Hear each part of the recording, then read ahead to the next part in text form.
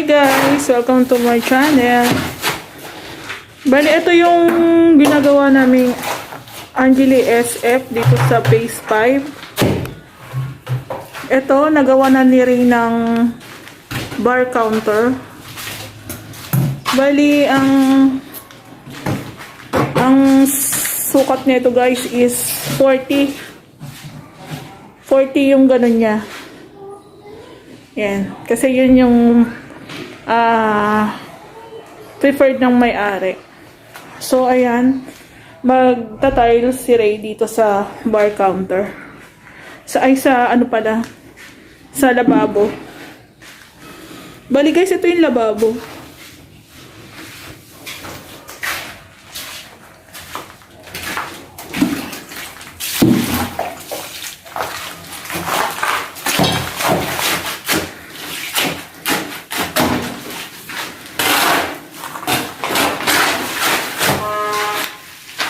Bali guys, yung sinasabi ko sa inyo na si Ray yung contractor, kami mag-asawa. Bali, siya rin ang nagagawa. And may tao rin siya. Pero kasi ngayon, hindi pa pumasok yung mga tao niya. Siguro kasi alanganin din, kaya baka January na bumalik. So, habang wala namang ginagawa, babawasan na namin yung mga gawain namin para malapit na siyang matapos. Bali guys, si Ray pala yung pag-final touch na. Sa pintura, skin coat, ganyan. Siya na po talaga yung gumagawa niyan. Then, kasama rin yung grupo. Bali guys, ayan ang ita-tiles niya. Ayan yung gawa nilang hanging lababo. Wala na siya guys, tukod. Para in case na magpapagawa ka ng cabinet, isasalpak na lang siya dyan. So ayan guys. Ito rin guys, talagyan din namin ito ng kisame. Yan. Bali guys, ang gagamitin ditong tiles is 60 by 60. 60 by 60. Ayan guys, pag nagpagawa kayo ng bird type na back extension, hindi pa kasama yung pagta-tiles. Pati pag-tiles sa flooring. Sa ibang contractor, hindi ko alam kasi kung sa amin pag-package na sa amin, yung mga additional na mga saksakan, outlet, ganon, kasama na yon. Kaso kung yan nga pa isa-isa ang ang gawa kasi binabudget mo lang yung iyong pera. Ayun, bali wala. Bali ayun guys, pag babudget mo lang yung pera mo. Kaya kung ako, mas maganda talaga siya guys na package na. Kasi syempre, kada kibot galaw mo yan, may bayad, parang ganon. Syempre, kung ito lang ang usapan nyo, bird type lang. Yan. Kasama na yung wrap finish niya na guys. Ayan, ang hindi kasama, kisame, tiles sa lababo, tiles dito, tsaka dito sa may bar counter.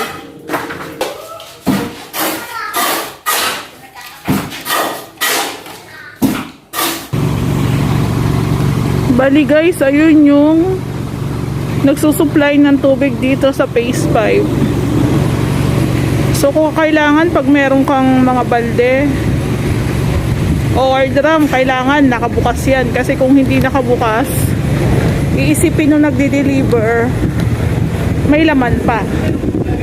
So kung magpapagawa kayo guys, kailangan may drum kayo. Kasi maraming gagamitin na tubig. Hindi naman araw-araw sila nag-rasyon, syempre.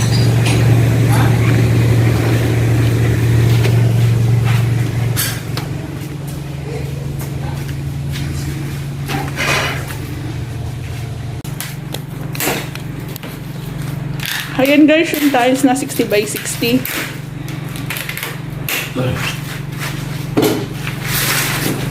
Bale, ito guys, i-share ko lang kasi una kami pumunta ng All Home Vista Mall diyan sa sa may labasan. Ang ang price ng isang piraso niya is 350 plus, 356 yata, 354.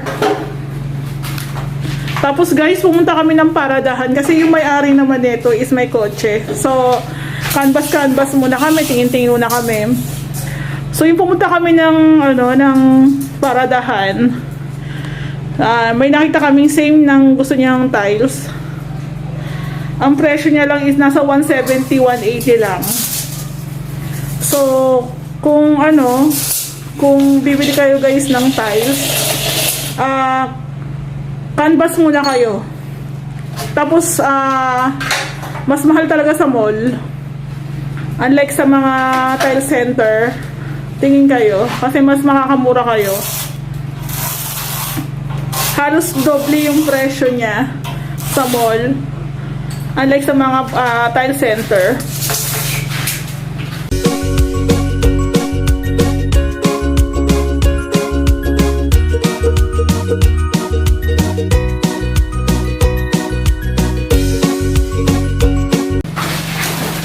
Bali guys, yung unang niyang nilagay is tiles adhesive, tsaka may halong semento.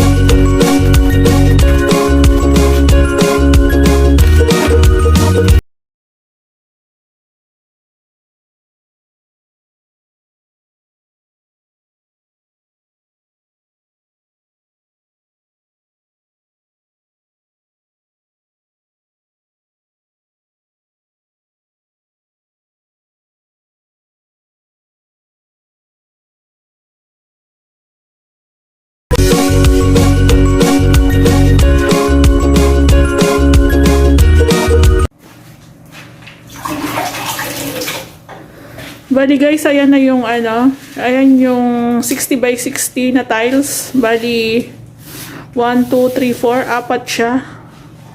Kasama pa yata yung isa dito. Ayan guys, merong share ko lang. Meron kasi nag-i-inquire sa akin, bakit daw mahal yung labor namin sa tiles. Actually, hindi naman siya mahal. Sakto lang din naman kasi si Ray, yung mga gawa nila ang work niya kasi sa Quezon City. So, kwentahan yan sila, may kwentahan sila na per square meter, parang ganon. Kasi tinatanong ko rin naman siya. Tsaka guys, pag ang gawa is pa-finish na, like yung tiles na yan, di ba? Yan na yan eh. Yan na yung final, di ba? Tapos, may nagtatanong medyo, parang hindi nila carry yung, or ewan ko kung baka nambabara, sorry, di ba? Pero guys, makikita nyo sa video guys, hindi siya ganun kadaling gawin. Dito pa lang siya guys, backsplash pa lang to Nakita nyo naman, makikita nyo sa video na kailangan sukatin, kailangan pantayin. Hindi siya ganon kadaling gawin. So kung ang gagawa sa inyo is legit naman talaga na tile setter at sakto naman yung singil, okay lang yun. Pero yung iba kasi overpriced naman. Kaso, hindi tayo sigurado sa gawa. So ayun guys, sinishare ko lang na pag ganyan ang gawa is pa-finish na, like sa mga pintura, sa tiles, kasi yan na yan eh. Yan na yung mismong makikita mo eh. Diba? Pagpatapos na yung bahay. So, hindi siya ganun kadali guys. Lalo na dito. Lalo na dito guys kasi ang daming cutting nang gagawin. Dito wala tayong cutting na ginawa eh. Diba? Dito guys, marami tayong cutting na gagawin dito. Kasi ayan yung lababo niya, diba? Nakaabang na yan. So, kami guys, pag gagawa kami ng lababo, dapat nakaabang na yung sink ni client para naisukat na namin. So, naabangan na namin siya ng sukat. So, ayun guys, ang presyo namin dito is dito, tsaka dito. So, yun, per square meter yata ang kwentahan nila Ray. Kaya sakto lang yung sa amin. Kasi guys, ang share ko lang din, kasi ang magawa dati nila Ray is mga condo, mga mall, ganun. So, siya talaga is style setter. Bali, all around na rin. Kasi, natututunan na rin na niya yung mga iba katagalan eh. Actually, yung wiring, wala nga siyang alam sa wiring. Pero ngayon, master niya na yung wiring. Napag-aralan niya na rin kasi. Ayan, guys. Ayan guys, di ba? Nakita niyo yan, walang cutting yan. Yan, pagdating dito guys, nako. Kailangan ang cutting nito is 45 degrees. Yung mga sidings guys. So, sasama natin yun guys sa video mamaya. Ayan guys. Yung ideal guys na sukat ng tiles dyan, okay din naman 60 by 60. Ganyan siya kalaki. Okay din naman na 30 by 60. Ayan. Yan yung mga idea na sukat para sa ano, sa backsplash. Actually nga guys, mas mura pa sa amin eh. Kasi, ano, sa iba, nalalaman ko, mas mahal nga silang maningil. Ayun. Eh sa amin, alam ko mas mababa sa amin ng konti pagdating sa pag-labor sa mga kadagawa. Kaso yung iba talaga, hindi naman lahat kasi na mag-i-inquire sa'yo is magpapagawa. So okay lang din naman yun. Pero yun nga, yun yung singil namin, pero yung gagawa naman is legit naman na talagang marunong. Kasi guys, once na hindi marunong yung mag-i-install niyan, doble gastos. Kaya just in case nagpapagawa kayo, yung legit talaga yung kukunin nyo. Yung marurunong. Kasi guys, ano, pag nagkamali ng kabit sa ganyan, hindi pantay yung sukat, pangit tingnan. So, ayun. Sayang yung materialis. Diba? Kailangan, pag patapos na yung project, Kailangan maganda ng tingnan eh. Kasi dyan nalilitaw yan eh. So yun guys, share ko lang. Kami saktong singil lang kami. Pero syempre, iba naman is kanya-kanya namang yung iba namamahalan, yung iba mas mura daw kami. Ayun. Siguro magkakatalo na lang sa gawa. Diba guys? Ayan. Saka guys nga pala, meron din akong i-share. Halimbawa dun sa labor namin dito sa particular na to, lababo. Yan, tsaka sa backflush. Hindi lang po labor yung binabayaran nyo doon. Pati na rin po yung pati na rin po tong mga grinder. Yung gagamitin na tools. So, kasama na po yun. Walang gagawin pala. Ayan guys. Sa labor namin, package na yan eh. Di ba sa particular na papagawa nyo, may mga involved na tools. So, ayan, kasama na yung bala. So, kung masira yan, di ba? Kailangan naming ipagawa or bumili ng bago. Kaya, yun nga, wag naman sana kaming, sabihin na natin yung direct to the point na baratin. Kasi, yun, mahirap din po talaga ang magpagawa. Hindi naman po yan basta-basta lalagyan lang ng semento. Ididikit na doon, okay na. Hindi po ganun.